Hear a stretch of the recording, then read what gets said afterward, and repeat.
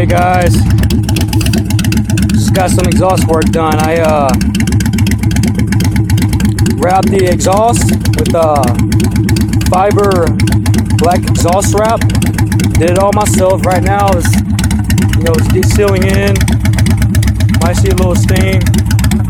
Now I went to AutoZone and got some 1 3/4 exhaust pipes.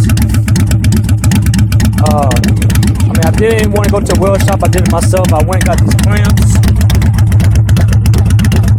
Just whatever. It looks good to me either way. Sounds nice. Sounds a lot better.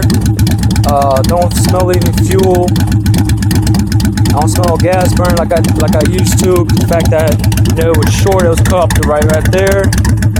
So yeah, I just bought exhaust wrap off Amazon. Got the silicone coating. Put that on there. Right now is just sealing up, and it looks pretty badass. It looks pretty good, all black, Looks real good.